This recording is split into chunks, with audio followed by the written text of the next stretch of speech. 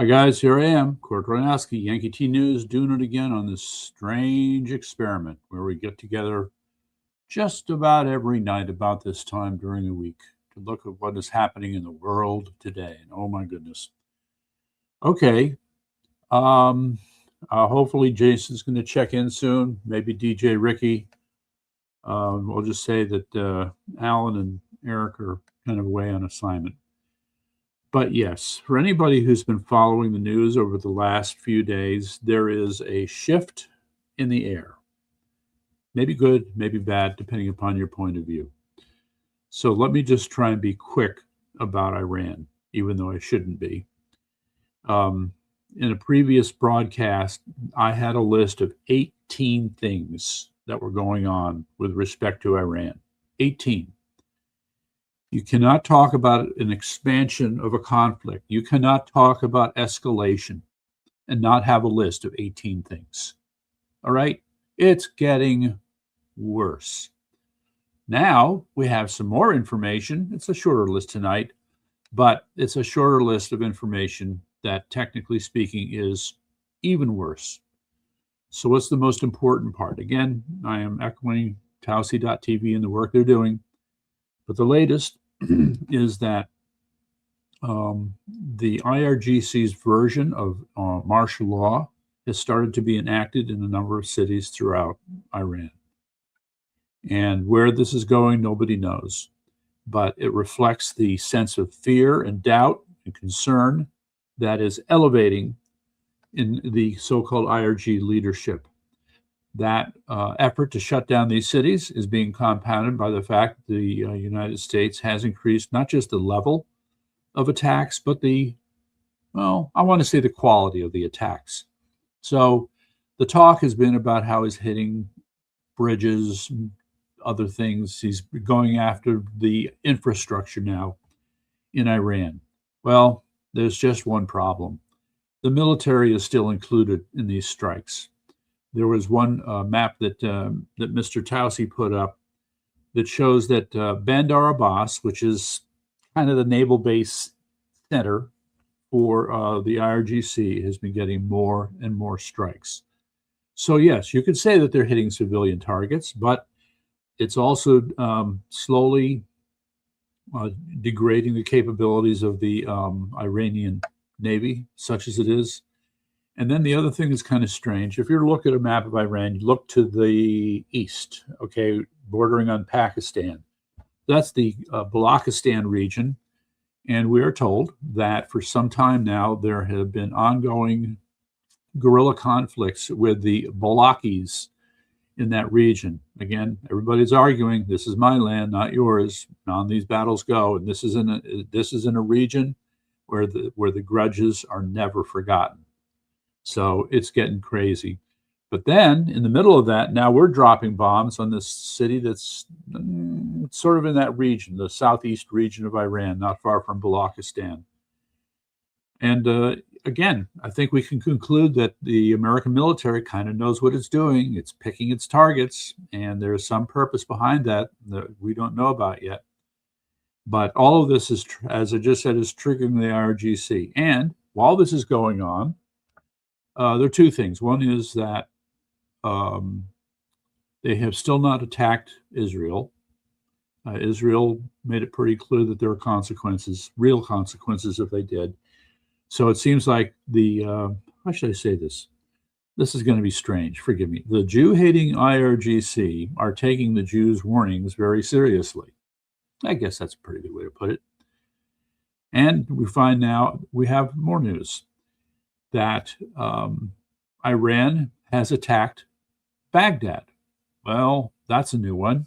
Okay, so what's going on there?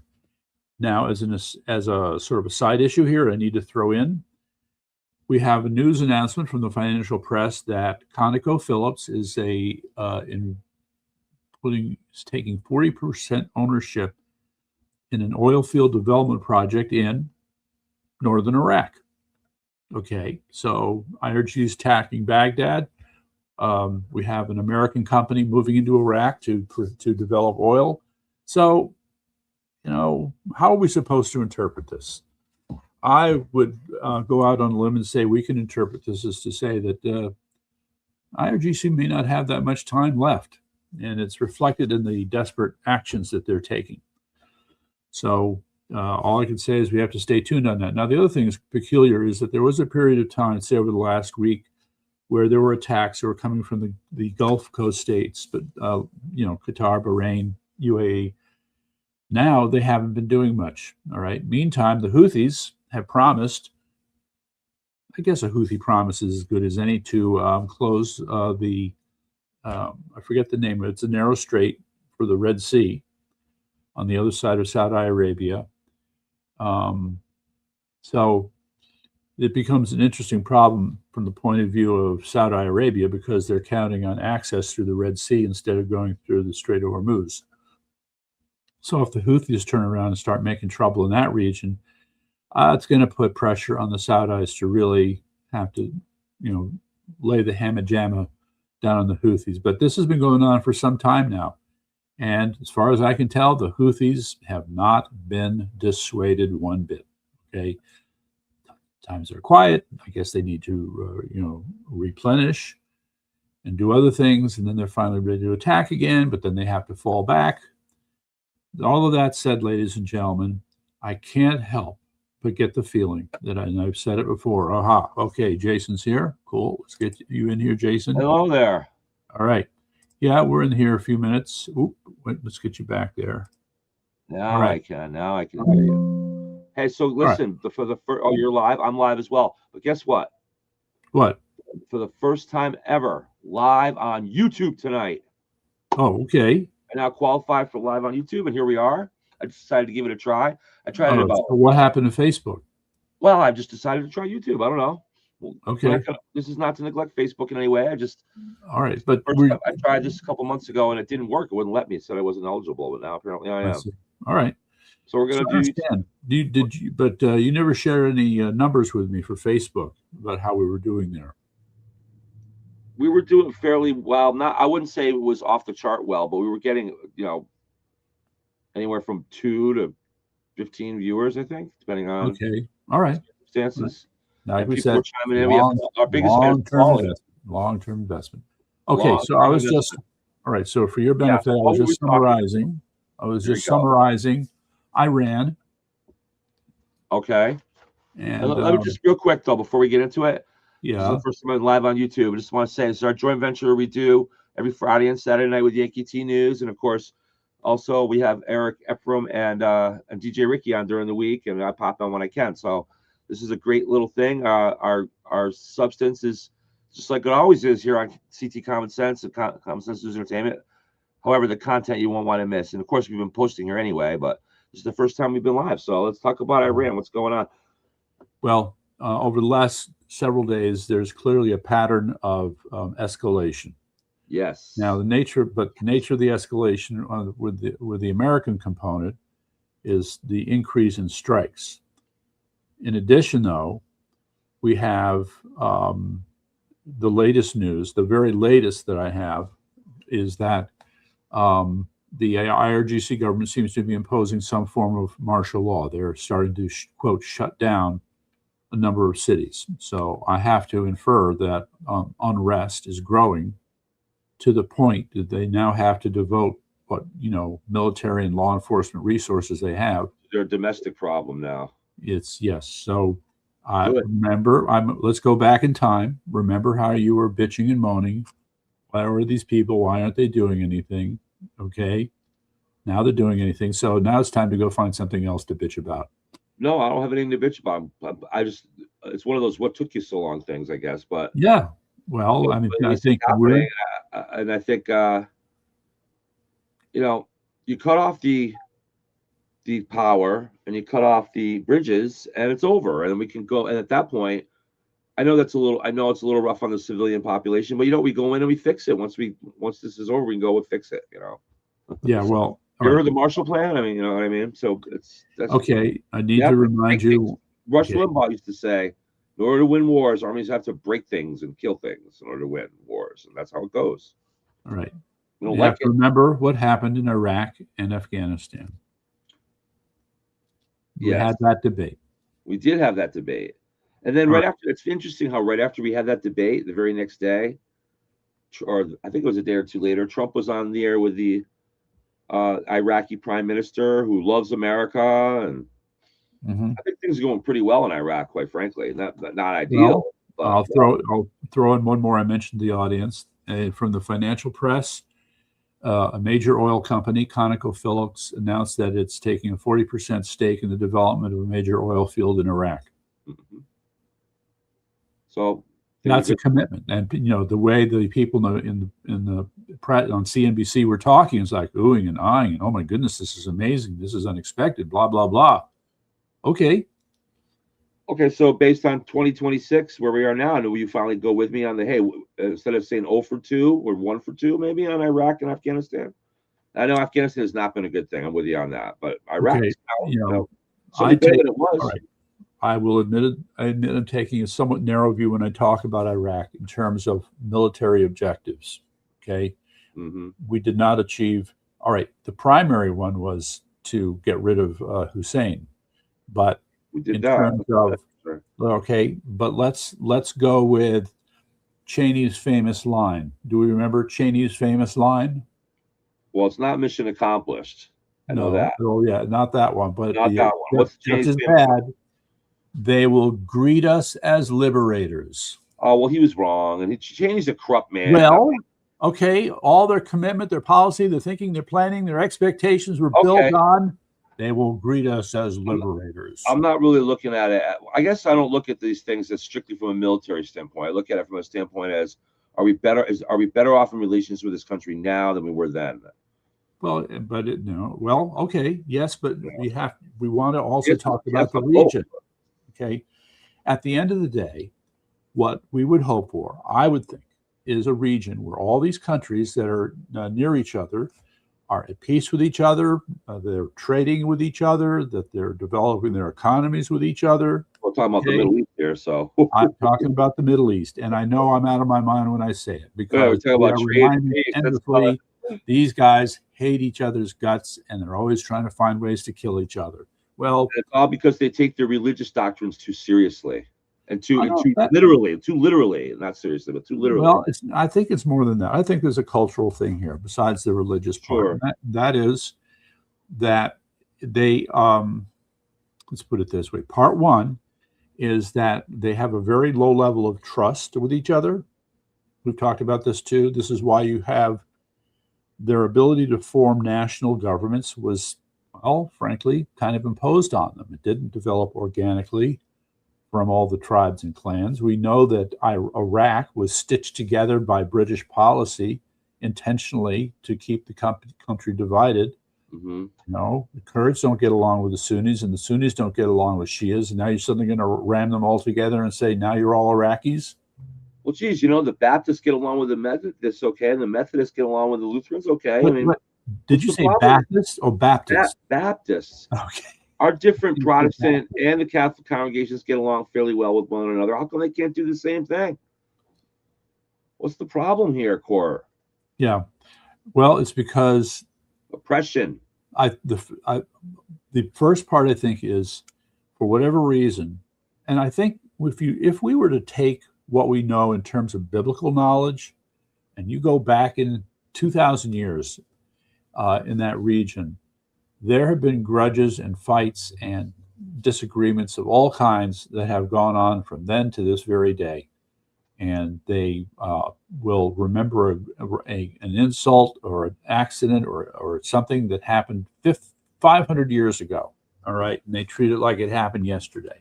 Well, that's crazy. So with it, I guess the other thing, just to say it, is that they put this is it's sort of an Asian thing, I think. There's a very strange emphasis on the concept of honor. Okay. Honor is so important to them that it's okay to do an honor killing. If you have to kill a family member to preserve the honor of the family, then that's what you do. To us, this is unthinkable. Yeah. Right? Well, it is unthinkable. But we did used to be fair, it wasn't only 150 years ago or more that we used to participate in duels where we would just shoot each other a lot of times over honor. And the Japanese, they have a tradition of doing some pretty drastic things for honor as well.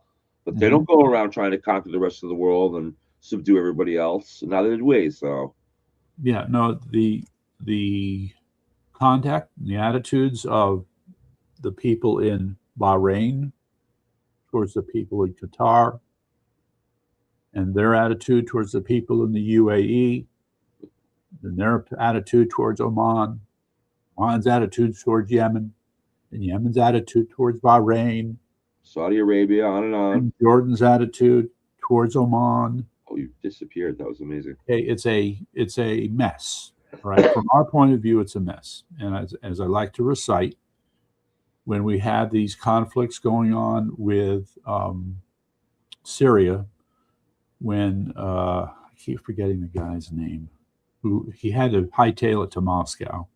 Oh, I know who you mean. That was about what? That was during when during Trump's first term, wasn't it? I'm not, we'd have to look it up. But the point I know is who you mean.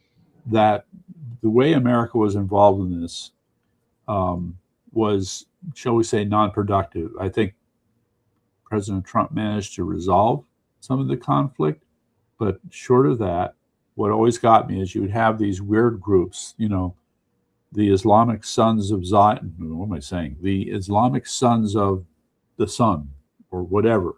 So you had all these Sons of Abraham. They're big on Abraham. These guys. I guess. Well, they are. They're big on Abraham. He's a big deal to them. All right, but they would kill his own son. They love that. They love killing their people close to him. But the thing was that they were always shifting alliances. This is the point I'm trying to get to. Constant shifting alliances. Yeah. And we couldn't deal with that. You're trying to find the American troops. We've trying to find somebody to ally with, and the guy you think is the enemy is the next day the guy's friend. Yeah. What are you supposed to do with that? Hello, Qatar. Qatar, whatever you want to call it. Mm-hmm. Yeah. So that's sort of the ground level. So and I think these shifting alliances, this I think adds to the problem that it's a part of their culture where they have trouble trusting each other. Today's friend, tomorrow's enemies, next week's friend again. This is insane. So that's why when people talk about the Arab Accords being such a big breakthrough thing, they were just kidding ourselves. Well, it's just, how old is the Arab Accords? It's been 4 years, 6 years? No. Yeah, about that. Let's see. That one I'm going to look up. I'd say was at the end of Trump's first term, the Arab Accords. It wasn't something Biden came up with. I can tell you that right now. Let's see. Hold on. I get an answer here. It's coming. September 15th, 2020 was when Israel. First term. Yeah. So United Arab Emirates, Bahrain, pretty sure Morocco signed on. So, so September of 2020 is when the Abraham Accords were first created. And you consider the Abraham Accords were not exactly taken seriously by the Biden administration. Because they don't want the Arab Accords, that's why. Yeah. Because the Biden, a cruel administration like the Biden administration thrives off war in the Middle East. They don't want peace in the Middle East. That's why. Okay. But here, I'm going to say, ladies and gentlemen, our President Trump, wants the peace that would come with the Abraham Accords. Yes, he does. And yes, so do we. And there was a point at which he was trying to hang out a big carrot with the Abraham Accords, a month or so ago? Oh, wait. First time, real quick, right? First time ever on YouTube. I want to welcome Nikki Baby 1115 and Pashant Shackelford. Thanks for watching. You are here for history. The first time ever live on YouTube with Common Sense News Entertainment. So carry on, Court. Sorry to interrupt you. Yes. Talk about Iran. I'm just going to say you have a funny sense of history. Okay.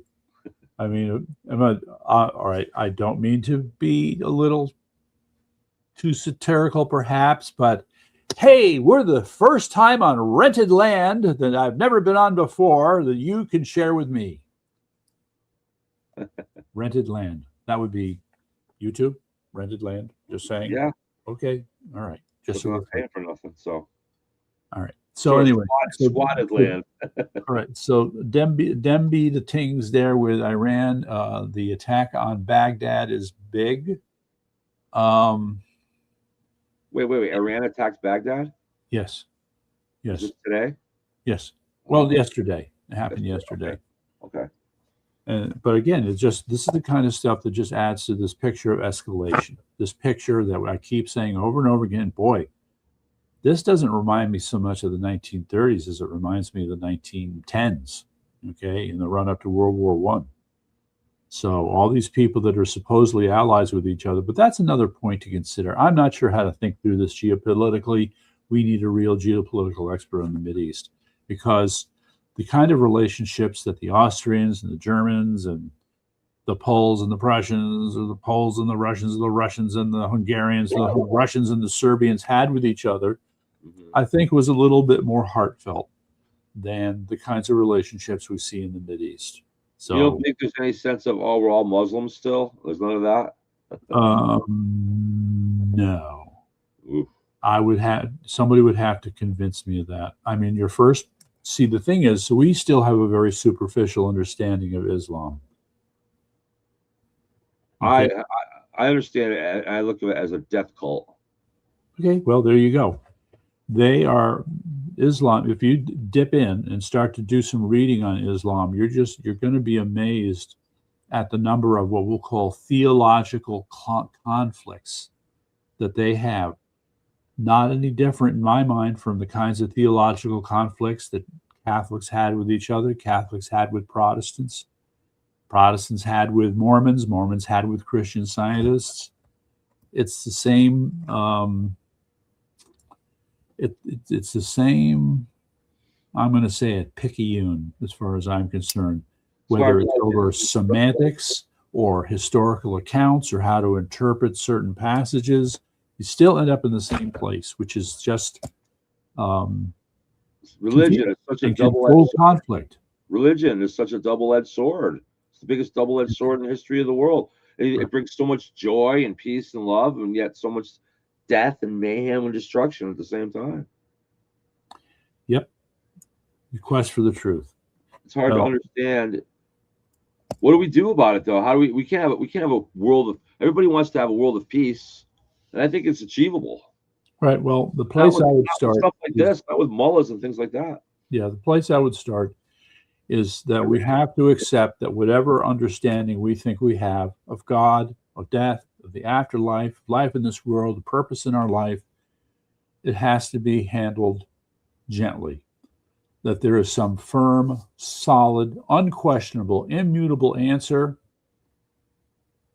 Outside of certain principles, no. Or how about just, if we're talking about world peace here, Trump has gone in and negotiated deals and ended like 7 wars. Mm-hmm. Go in and just make peace. But of course, Ukraine and of course the Middle East are 2 sticking points. We haven't talked a lot about Ukraine and Russia recently. That's true. Well, they haven't been in the news much, but what I'm doing off the top of my head has been continued attacks by the Ukrainians on Crimea. And Crimea is really the linchpin in this whole discussion. If Ukraine gets back Crimea, let me put it bluntly, Russia is fucked. Okay? So it's becoming increasingly costly on Russia, this war, from a Russian domestic standpoint. And what's making this more difficult is we have, a series of reports that continue to point in the same direction, where Ukraine continues to pound the crap out of what is left of the Russian Navy in the Black Sea. Mm-hmm. And what's that other sea? Is it the Caspian? Yeah, I guess it's the Caspian Sea. Mm-hmm. And so bit by bit, they're degrading their capabilities, destroying more equipment. It gets down now to where they're wiping out patrol boats. Mm-hmm. So I don't see how Russia does well in that situation. So if they can continue to keep chewing away at their nautical capabilities in that area, that's going to weaken their ability to fight in other ways as well. Mm-hmm. And so what's the other part of this? Now, I don't know if it's true, but we're hearing more and more reports, small reports, but reports nonetheless, that Ukraine is actually taking back Russian territory that Russia took from them. Really? So we're actually winning. Yeah, this is the implication. I don't know how true it is, but in all fairness, there is also a report of a particular area that the Russians have really concentrated their forces, and they've managed to make gains in that area. Meantime, though, we had a report that came out talking about how many Russian soldiers have died and been wounded. So this is, I guess, being pushed as a definitive report. And it's not good for Russia. It's not good. I mean, when you're destroying a generation of men by engaging in this, and somehow Putin seems to be determined to keep going with it. War that's 5 years old, almost 5 years old now. Yeah, right. Well, the problem is if the Russians get peace, Putin will be out. That's the problem. I was just about to say, you took the words right out of my mouth. Is this about Putin pride and Putin power?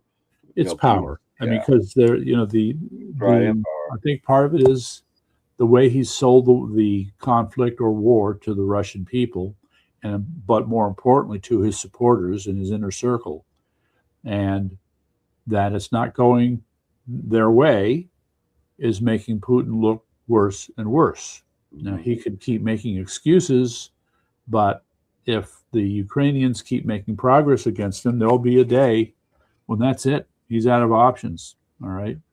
So all of this said, so the other thing that's curious, of course, is the constant reports that we get of attacks on the oil refineries in Russia, and that's supposedly been reducing their refinery capability. As a result, gas prices in Russia have gone up a lot. And when winter starts to come, if this keeps up, there'll be problems with supplying people enough oil. The other part, though, that's strange, and I think this is because we've been cutting off shipment with a blockade in the Strait of Hormuz, is Russian exports of oil have gone up. Well, that would make sense. So how is it that we're reducing their capacity, but they're increasing their exports? Doesn't make any sense. Because the demand is up. Well, demand, but so they're depriving themselves in order to make some money? Could be. That's the kind of person Putin is. Yeah. So I'm sure Putin's house is just fine. Right. Yeah. Right. And yes, well, that's how these despots are. You know that. Right. All right. So, so the general sense is that the Ukrainians continue to chip away. This announcement that we've licensed them to make their own Patriot missile system is, I think, a mixed blessing, in my opinion. On the one hand, great. Now they can scale production as they need it, but they also have called the Flamingo, which is their version of of a glide bomb thing. Yeah, it's what do you call it? A cruise missile. It's a Ukrainian cruise missile called the Flamingo. Okay. And their ability to now engage in domestic production of those is considered very important, or their ability to fight. Then, in addition, this we haven't heard. Well, it's what's happening here is the battlefield between Ukraine and Russia is also being treated as a laboratory, a testing ground. And I say this because of these other reports about how they have developed robot infantry in Ukraine, and you have at least one or two cases where Russians have surrendered to this Ukrainian robot infantry. Robot infantry, AI on the battlefield already in humanoid form? Yeah. So, in other words, you've got guys good news and bad news. attack somewhere. Wow. And well, these are the stories. Whether they're true or not is a whole other question. But I just know that that's true. That's talk about double-edged sword. That's great news for Ukraine against Russia, but that's bad news for the human race. Man. Bad news for the human race. Right. Well, that's just for openers, believe me. Okay. But I would say that while you and I are sitting here talking about the Ukrainian war, I think I need to bring up item number 3 on the list. As long as look, if this is true about before we move over, if this is true about this Ukrainian machine infantry, then robot in the age of video, we would have seen something. Oh, well, there are videos out there. I mean, it's just, all right. Thank you, YouTube. Thank you, YouTube. Okay. So I will, I happen to be, the way they're set up, right? Their algorithms will see that you're interested in topics A, B, and C. So now they try to provide more videos like topics A, B, and C. And in and among those other topics that are like A, B, and C, you will find the videos about Ukraine's robot infantry. So whether it's true or not, again, I don't know. All I can do is report what I'm seeing. Well, like my former liberal brother-in-law always says, videos should lie. That's whenever we try to prove something in video, he says, "Well, the video could be a lie." Well, okay. Right. So you try to find some version of I may be an illusion. Confirmation. I may be an illusion. I could be just AI Jason. Well, they're doing a pretty good job. It's getting better and better. Yeah, it's pretty sophisticated. Well, you did bring up AI, so I'm going to have to skip over election fraud for the moment. Move on to AI. And jump to the AI part. Let's do it. So we should have some theme, whenever we talk about AI, once we have our engineering in order, have some theme music. Theme music? That doesn't sound like news. Like the end of the world kind of news, right? Whenever we talk about AI. Oh, God. Some doomsday news. Doomsday music, I mean. I think there must be a channel with that name. All right, so let's talk about it. How long do we have before it all ends for the human race? Well, you had to put it that way, didn't you? Because the news on AI is not good. Mm-hmm. It's called Kimi K3. Kimi K3. Yes, this is the latest entrant from communist China among AI models. So this is something that's competing with OpenAI and Anthropic. And what we're seeing here is that the communist Chinese are figuring out how to attack the market as we've set it up. So I must once again dip into the history of innovation, ladies and gentlemen, so that we can put what the communist Chinese are doing in proper context.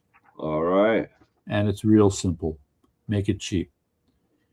So, again, Professor Christensen, the classic book is titled The Innovator's Dilemma. And the book looks at this fundamental question: why do market leaders fail all the time? Why are they always getting taken down by the competition? They innovated their way to the top. Why can't they stay there? Right? We talked about Kodak as a classic example. They're not the only one. MySpace. Okay. And MySpace. Hotmail. Okay. But another one that's more easily missed is the competition for hard drives. Over the last 30 years, we've seen how the memory has... Intel was the king. Right? Well, theirs is the CPU. Okay. Other companies were making memory chips. Okay, yeah, sure. And so, and I don't think Intel was ever a hard drive manufacturer. I mean, you want to talk about companies like Western Digital instead. And the point is that if you track the history, and I'll put it so let's put a picture on this history.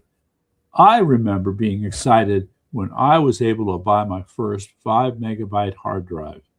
Now that was something else. And then, so I'm thinking 5 megabytes. I got one picture. Yes. 5 megabytes now. Okay. And then the big news, now we can do a 20 megabyte hard drive. Whoa, this is getting out of control, man. And then 100, and we know the rest. So we went from megabytes to gigabytes, terabytes, to terabytes, and get ready for petabytes. It's astonishing. Excuse me. Bless you. Thank you. When you look at the progression of memory storage technology, and certainly I don't have one up here, but well past now. now going well past the whatever the capacity of the human brain was. No. All right, I have to give you a different word. It's estimated in Memory terms wise. of, let's just say bytes, okay? Megabytes. The The term human is brain. yada. All right, so Terabyte for the 20 terabytes for the human brain. right, so no, a lot more than that. A lot more than that. The so I'm trying to remember all right, 10 to the 9th, 10 to the 12th, 10 to the 15th. I think 10 to the 15th, I think, is petabyte. Okay. But it's estimated that the human brain has 10 to the 27th connections. We're only at 10 to the 15. Wow, Okay. pretty good, huh? All right. So 10 to the 27. And what about pure memory though? Like what about pure accessible? What about pure accessible memory of the human mind though? Because I know that that's a little more like we don't remember every little detail of our lives, necessarily, and we forget things and have to replace them with other things. So, Well, I'm sorry, I got something to sort of muddy the waters here. There was a surgeon from Canada named Penfield who many years ago discovered that when he was operating on the brain of a patient, if he took an electrode and touched a certain part of the brain, it would cause them to remember something they had not remembered in years. So it's there, but the accessibility of it is we still don't, that's the difference. Accessibility is the problem, but the memory is there. Yeah, okay, I agree. Okay. Accessibility is the problem, though. We don't have to cut our head open every time we want to remember something. Yes, that would be a little. That would not be efficient use of medical practice. Okay, but the point is that we have far more in the way of our memories than we realize, and if you quote rack your brains and try to remember, think of like, well, let's see, what did I do when I was 6 years old? And you might actually start to remember things that you haven't thought about for the longest time. Oh yeah, my long-term memory is actually as bad as my short-term memory is. My long-term memory is very, very good. Okay, so what were you doing in your day-to-day life? I still remember what it was like to be 6 years old day to day. All right. Okay, good. But in the meantime, the Chinese are coming for us in AI. Yes. And Kimi K3, yeah, they're with the music. Yes, there's our AI music, gloomy and doomy. So yes, again, we got off track here. The point is that the Chinese are following the textbook of Professor Christensen and the Innovator's Dilemma. Okay, they are finding the low end of the market. The market has sort of started, has somewhat been established here, right? So now you have like Mythos and these other models I can't think of, ChatGPT and others. You got Claude for coding. All right, so they have taken a position in the marketplace, and they have these subscriptions where you can use tokens to perform different tasks, and they're finding that sometimes these things can perform beautifully and they save people a lot of time and trouble. There's just one problem. They're too expensive. These companies are asking too much money. So what have the Chinese done? They have come up with cheaper versions of these large language models. So in other words, if they can make something that will do 70 to 80% of what they call the frontier models can do, that's good enough for an American corporation. So you've had these articles warning us that the Chinese are gaining market share in the large language model market by coming in with these underpowered and low-priced versions that still get the job done for these corporations. And here's the problem, ladies and gentlemen. When you have communist China coming in with these cheaper or lower powered models, yes, so they're owning the lower end of the market. But once they get that piece of the market, and then now they just nudge their value proposition up a little higher, raise the price a little bit more, take away a little bit more market share for the American companies, and then they get established there, rinse and repeat. Okay, now they raise their value proposition a little bit more until finally all that's going to be left for the American companies is the very high end, and they'll get killed. Yeah. just like all the other companies that lost their position in the top post. That's the model. That's how it's done, and that's what's happening in AI in America. So, Bad you news. know, well, it is bad news. It's just It makes TikTok look like nothing, right? Like nothing at all. yeah. And so the other part, now, almost as a side story, this is crazy, is how Apple has been criticized for not taking a more aggressive posture towards developing AI. The history of Apple is really taking other people's technologies and bundling them together in a way that's useful to the masses. Yeah, not anymore. Oh, well, no, that's still true. But now what That's- has happened is that they have come up with their own, well, I'm going to say stripped down is not quite the right word, but they have managed to develop a model that they're putting on future iPhones that is quite useful, but the amount of memory that it takes up to do what it does is tiny. Okay, so let's say it's 40 megabytes for the typical LLM model. They've got it down to 4. Oh, Or wow. 40 down to 4. Like your first hard drive almost. Okay, so this, in a way, is kind of a response to what the communist Chinese are doing. All right. Yeah. However, you can be and now the news comes that communist China just approved the use of Apple's new smaller LLM model for use in Red China, in communist China. So what are they going to do? They're going to steal it. All right, and it's only a matter of time. So Trump was all over the TikTok thing. Is he all over this too, or no? Not that I know of. This is a different. No, this is raw. This is a raw market battle that is like any other market battle, whether it's computers, chips, cars, perfume, books, you name it. You have people fighting for market share in a We given can't let the area. Chinese just march in and take all our market shares up. I mean, there's got to be some kind of regulation there, I would think. Well, the answer is I'm a tariffs. regulation guy, but Tariffs. It's going to be tariffs. yeah, I guess so. All right. So, but it gets difficult because this market is changing very quickly. All right. We wouldn't have had this discussion 2 weeks ago. All right. And even as we're talking about this, you can be sure that Huawei and others who are foursquare in the middle of this AI fight are making plans for their next move to try and take control of the market. Mhm. So, yeah, no, we have some challenges here. The term that I need to introduce is a technology envelope. All right, large language models constitute an envelope, and what we see is that the cost has hit a limit. Performances are only gaining marginally, and there's a top limit. That's that envelope, that technology envelope.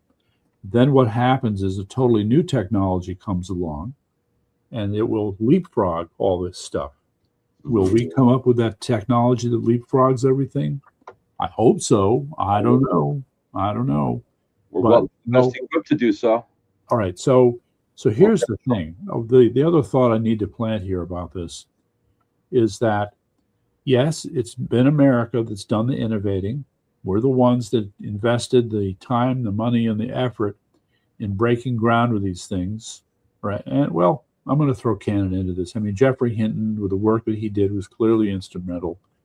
And he's based himself at the University of Toronto. So we got to throw Canada into the picture too. All right. So, but that said, China has not really innovated that much. Doesn't mean they won't. But at the moment, we can't say that that's really been the case. Instead, the way I would characterize what communist China is doing, it is they're turning out to be the better, wait for it, optimizer. They're not innovating, but they're optimizing. They're finding ways to increase efficiency, lower cost, design applications that are a better fit to the marketplace. Right. And we have to respond, okay, and do an even better job than that, as well as coming up with things that have not been discussed yet. So now, of course, me with my big mouth, I like to once again emphasize to the audience, maybe you've heard me talk about this before, But AI, for all intents and purposes, is emulation of intelligence. You're trying to copy, in some sense, of what you understand to be intelligence. But in doing it, we still have a very limited understanding of what we call biological intelligence. So when I say biological intelligence, I'm not talking about Jason's brain over there. I'm talking about, I'm going to say it, ant brains, bee brains, okay? I'll even say snail brains. How do you like that? So there's a lot for us to learn and understand, even from these simple neural systems. Stuff like, for example, consciousness. Before. What? How about things like consciousness, self-preservation? All right. Well, your consciousness takes you into, in my judgment, a whole other realm. Yeah. That's what still saves us for now. All right, but hold that thought. I'll come back to consciousness, and I'll eventually get conscious too. But as an example, okay, a bee brain is not really to us that complicated, but a deep study of their social behavior, how they interact with each other, the kinds of problems that they solve, it's mind-blowing. So you're trying to figure out, well, how can such a simple brain do such complex things? Well, guess what, ladies and gentlemen? We don't understand, and we need to understand. Not fully understand this yet. So that's why we need to do the basic research, okay? And that basic research is still ongoing. Something will come out of this. And also slime mold, that's another one. No, I mean, you look at slime mold, see a picture, and say, how could that be in any sense intelligent? But it is. And and then there's this other concept running around here. We're developing it, but I still think it's in rudimentary stages, and that's the concept of swarm intelligence. Now, some of you may have seen this video. It's quite remarkable. It shows a bunch of ants moving what looks like an I-beam, right, through a narrow gap. And of course, the problem is that you can't just fit the I-beam straight through the narrow gap. You have to position it. JK, all right, you're with us. So so you're looking at this. Now, you and I would say, okay, well, if I jigger it this way and jigger it that way, I can kind of get this I-beam thing through this narrow space. Mm-hmm. Well, the ants work together as a group, and they figure it out. They make a lot of mistakes, this trial and error, but they get there, and they actually get the object through the, and what is this? All these ants are suddenly deciding that they're going to work together on the same goals as a group? What? They do. From. Okay, this is very strange, all right? But this is the stuff we don't understand about biological intelligence, and in particular about swarm intelligence, all right? So if we're going to be talking about artificial intelligence into the future, these kinds of things are going to have to be understood much more deeply if we're going to implement them in anything that looks like a digital environment. And that's what you're saying is we've got a lot of work to do before we can really kill ourselves. That's great. I'm going to steal that. That's maybe a good stay one. For another 2 years or so. Right. Well, listen, we got to shift gears real quick. You want to talk about voter fraud real quick? Yes, we can. Yes, because President Trump jumped on it last night. My goodness, did he jump on it? Okay, so there are 5 main principles or things that he talked about. I don't want to screw this up, so I am going to go to the White House. See if they said it wasn't up there right after he spoke last night. WhiteHouse.gov. If they have election integrity, view the documents. Okay, here we go. Good. Okay, so there are 1, 2, 3, they put up 4. He said there were 5, but they put up 4. So the vulnerabilities in electronic voting, all right, the machines, can't trust the machines. Right. China's acquisition and exploitation of American voter data. Mm-hmm. This has some nuance to it. We've got to deal with it. The scandal involving the Michigan voter registration investigation and non-citizens on state voter rolls. So those are the 4 hot topics that he's pointing to. And very good. He sounded like Joel Huff by himself almost. See what? I said it's very good. He sounded almost like Joel Huff himself. Well, yeah. No, all right. How do we deal with this? here's the problem we've had. Okay, you, me, we've sat here frustrated, angry, upset for what now? 6 years? More? Long time. Okay, because it didn't take long for us to figure out the fraud that went on. Mm-hmm. Okay, and as time passed, we kept learning more and more things about the fraud. Oh my God. I think in my opinion, the onset of the COVID and the media hype surrounding the COVID was part of that whole thing. Oh yeah. Okay, Yeah. that's fine. A double whammy in a sense. Double whammy. Okay, but let's stay focused on. All right. Okay. But let's stay focused on the voter fraud part, the election fraud part. Okay. What we've had to confront is that somebody, and I'm just going to say the Democrats, or let's say 80% Democrat, or let's say 70% Democrat, 20% Chinese, and 10% Republican. How's that? Being involved in election fraud in various forms. Now, here, since we brought this up, I want to see if I can pull this up, because this is the discussion item, ladies and gentlemen. This is it right here. Okay, as soon as I can pull this up.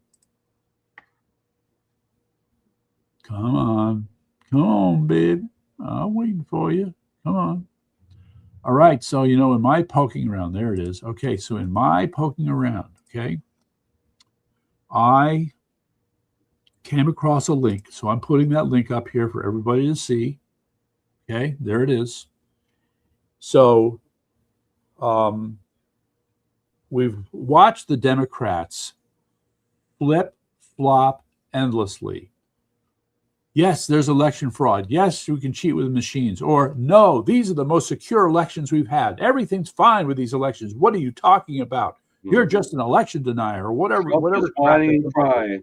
And they keep back and forth. Okay, so here's this Rumble video, and anybody who's seeing it, see if you can copy this. Write it down or do a search. Now you're asking a lot. Write that down. Okay, yeah, write it down. Okay, and yes, that's exactly what it is. It is 20 amazing minutes, starting with your sweet babe and mine, Hillary, talking about how the machines are not reliable. And then there is a hit parade, okay? Adam Schiff, all these people you never heard of before, all saying the same damn thing. These machines cannot be trusted. You got this on Rumble? It's on Rumble. Yeah, Yes. you could take that link and copy it and just paste it on our narrative, and just so people can link on it rather than. Well, how? Later, when we're off the air, just go. Just take that link. Try to figure it out. But okay. Send it to me. I can do it. From the point of view of us sitting here, having to listen to these damn idiots, these Democrats saying, what are you talking about? There's no election fraud. And then to have 20 minutes over the years of these people carrying on about how these election systems are not safe, not reliable, can't be trusted. Okay. Well, what about the Russia hoax? It was Russian interference. Right? Okay, the Russia hoax, I need to see more evidence, but what evidence we've been provided is that Russia put in about $100,000 in ads that were run by some amateur hack somewhere in America that were meant to, sow some dissent. But it was so heavy-handed, so coarse, so crude, nobody would take it seriously. Okay, that's my understanding of what they did. Chinese, on the other hand, all of the kettle of fish, and that's why one of the 4 things is about Chinese interference. And the Chinese are the ones that are in bed with Joe Biden and his son, and in bed with Hillary. Oh yeah, all right. So, not enough has been said about that connection, but it absolutely needs to be closely examined. That's in the meantime, okay. See, the part that gets me confused, here's what's really hard to accept about this, is we are looking at an unbelievable number of Americans who have been traitors to this country, okay, while being a part of these election fraud schemes. All right. Whether they were upstream in terms of whatever the Chinese were doing with manipulating the 220 million files they got, or whether it's downstream in terms of helping out in individual states and manipulating those elections, there is such an incredible number of people who are doing this. I can't deal with this. I'm sorry. I would shoot them all. How dare you? I'm with you. Man. So I'm almost running out of time. So there's a couple things I want to bring up. If Yeah, you got right. So hopefully they got that. All right, we'll take this off the stage here. One of them is, did you hear about the shooting at the Cadillac Ranch the other day? No. Yeah, the Cadillac Ranch, for those of you who don't know, is one of the places we have our rallies at quite often here for Yes. Connecticut Common Sense and for the movement to fix Connecticut. And apparently, a couple nights ago, there was a shooting at the Cadillac Ranch. And I'm not sure what the details are. It was some kind of an event with a lot of motorcycle riders there. Oh, Not to okay. disparage any motorcycle riders, but there was a shooting. I'm not sure if it happened indoors or outdoors, but it was all over the news. And yeah, it's quite concerning. I happen to know the owner a little bit anyway. We've had nice conversations, so I hope everything's okay down there. I'm not sure what happened, but I don't think it was related to anything we're doing. But anyway, I had to throw that out there. Okay. The Well, other thing is more details. I mean, if it's 14 years will follow, we learn more. a bunch of guys who came out of state, heard about the Cadillac Ranch, went there and decided to cause some trouble. Okay. Well, a certain Mr. Meyer should be able to give us more information. Yeah, we should talk to him about it. Yeah. The other thing is, you know, we have a problem with education. I think we should do a whole show devoted to education in America. What, 1 hour? Yeah, we could talk about we could do an hour on. There's a lot of different aspects. High school, We'll just college, be scratching the surface. Our children are. I think that education is the root of our problem. Oh yeah, it's major. It is major. Okay. Our children are being taught. You know, they're not teaching about Paul Revere anymore. Okay, well, look, we can talk about these problems. I am more interested in the solutions. Well, then our part of our hour on education will be about the solution. And you know what? I think I know how to get a hold of Linda McMahon. Good luck. I think I can reach her. I think I can get her cell phone number. All right. You know, to me, that's not the issue. All right. The issue here is we want to find the national part of education is a big important thing. No. All right. This is the challenge that I'm faced with the Greater Education Council of Connecticut. Okay. Few though we may be, we see the problem. We have put out all these videos. We've put together all this information, and the task is just huge. Even if you want to open up a simple literacy academy, which is what we're still struggling to do, it's a lot of work. There's a lot of stuff that goes into it. But I just think that I think if we want to save this country, we got to start teaching our kids to hate America. I mean, you know, a lot of our schools are nationwide. A lot of our schools are being used as propaganda. Not even they're selling transgenderism. I mean, it's a disaster. You're right. The solution is monumental to deal with, but it involves. I think we're not going to fix it, and the problem will continue to persist as long as we teach communism and socialism as the preferred way in our own schools. Mm-hmm. It's the root of the problem, and I think we need to devote more time to rooting it out. I know it's a monumental task, but as long as we keep telling our kids in mass, even when I was in school, they tried to teach me that America was only wealthy because we basically stole it from everybody else. We steal their food and then waste it. That's what they tried to teach me. Steal their food? Basically, we steal. Well, in a matter of speaking, yeah. They don't mean we went over there and took their food. That's not what I mean. But what I mean is we were only economically wealthy and had the things we had because we essentially stole it all from them economically. Like they suffered only because of us. Okay. And then we have the nerve to waste our food while they're starving, and just made it look like we were these terrible, pretentious, uncaring people. Yeah. Well, this is for people who hate this country. It's easy to create a narrative like the one that you're describing. And that was in the 80s. I was taught that. I didn't buy it. I was taught that. Look, let me just go back in time.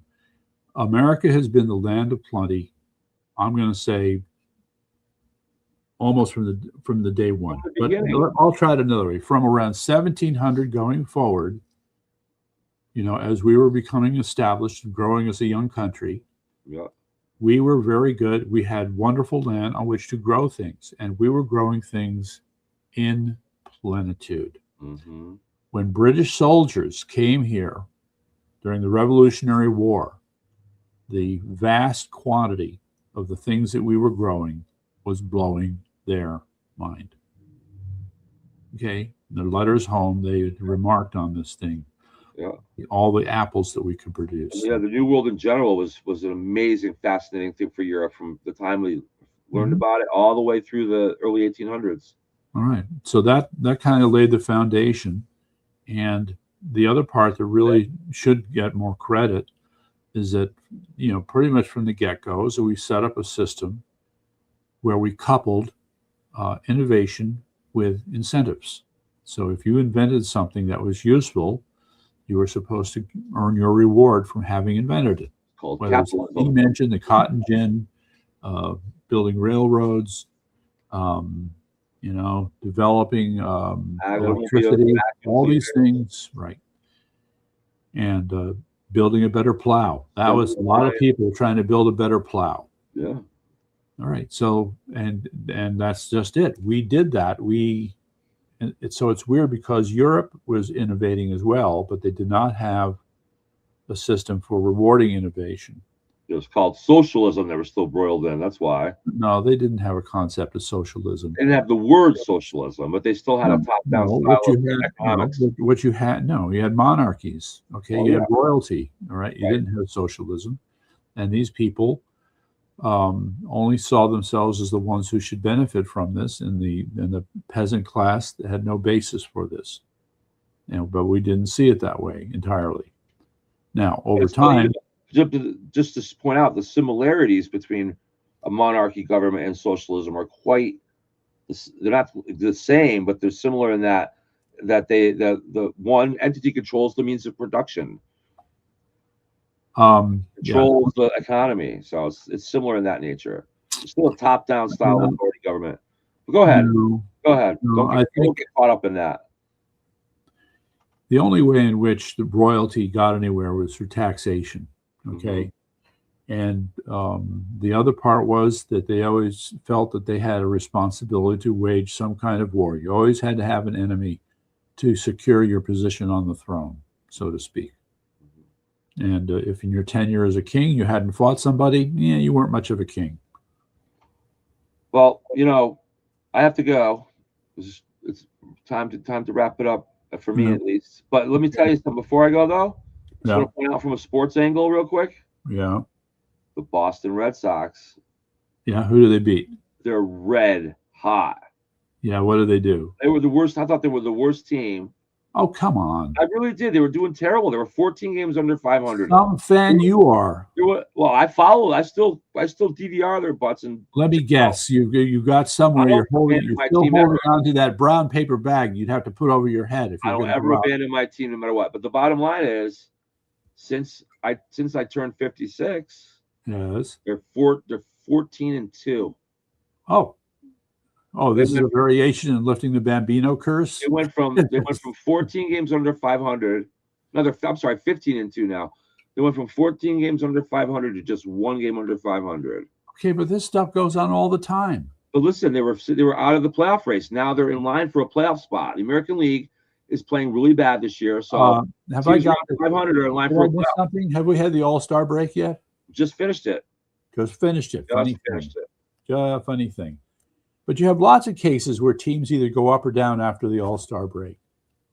Sure, but the Sox were really honestly looking abysmal, and all of a sudden they just pulled off 10 straight wins now. Right.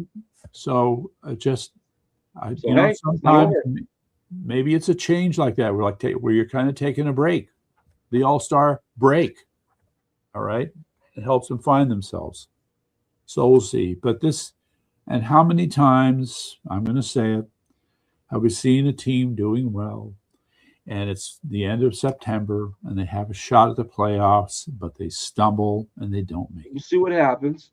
But, you know, they've outscored during this 10-game winning streak. Yeah, they've outscored their opponents 66-14. Wow, kind of sounds like the Yankees. They're dominating 10 games. Yeah. Okay. So it's such a night and day change from what happened last month. But anyway, I thought I'd throw that out there. Yeah. Well, your point is, as a Jump on loyal that Red Sox fan, bandwagon. say I what? wear a Detroit Tigers hat. What's that? What's that all about? That's my Magnum PI hat, man. I'm a private investigator. Don't forget.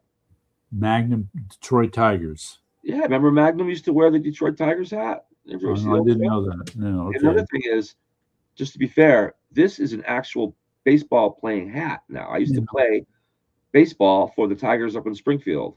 I see. That's where I got this hat. All right. So in the meantime, though, 5 years. Right field for 2. So were you going to send me something by email? I was. What am I sending you? What am I sending you? Password reset. Oh, for the financial thing, yeah. Well, I don't have it yet, so I can't send it to you. I see. But I promise it's on the top of my list. It's just, I have to work tomorrow morning, so yeah, very busy, but I will get to it. Okay. All right. I promise very soon. It's right at the top of my list here. So. All right, and the homeschooling event. That's big for me. Yeah. Talk about that. On that, I want to help any way I can. It is big for me too, but I have to be task driven. So you got to tell me specific. Go do this, go do that, because I can't help you organize it. I just have too much going on. Understood. So just come to me and say, Jason, can you go pick up this or talk to this person? Well, we'll figure it out as I help you roll with it. But I just don't have the time to organize. Help be the like with the debate. I was able to do all that with the debate. I cannot do that with this. Yeah. But I can help though. Just say, tell me what to do. Tell me what to do, sir. All right, JK, Rockford Files. That was your number one. Did you ever watch the Rockford Files? Are you kidding me? That's what helped inspire me to become an investigator. Rockford Files? It's Jim Rockford first. There was Thomas Magnum later. How the hell do you like that? Oh, I love Jim Rockford, man. After tone, leave your name message. I'll go back to you. Jeez. Those little messages that they leave in the beginning of the show, they were really goofy. Uh-huh. A little trailer. Oh, yeah, I love James Rockford was the man. Okay. Yeah, he had a pain in the ass old man his father would hang around with him all the time. Sherlock Holmes wasn't good enough. A little gold Trans Am or something, or no, it wasn't a Trans Am. What did he drive? A little gold Firebird or something. I don't remember. Yeah. But yeah, I love James Rockford, man. That was one of the things that made when I was a boy. I was like, I'm going to be the two things I want to do as a boy was 1, private investigator, 2, broadcast for the Boston Red Sox. All right. Play-by-play man. I'm not going to make that one. If I can get on as a guest host for 1 inning, I'd be into that. Maybe someday. We'll see. If CSNE takes off, you better believe it, man. When it does, I should say. All right. Okay, so anyway, are you continuing or are you wrapping it up? I'm wrapping it up. All right, then. For over an hour. For Common Sense News Entertainment, once again, for the first time ever live on YouTube. Right. And we are going to use, I feel bad kind of about Facebook. They've been good to me. We didn't really help them tonight. But we're going to figure out a way to put it all together. And Jimbo reminds us that Selleck was on Rockford for 2 episodes. Really? I'd have to see that. Yeah. There you go. Good night, everybody. All right.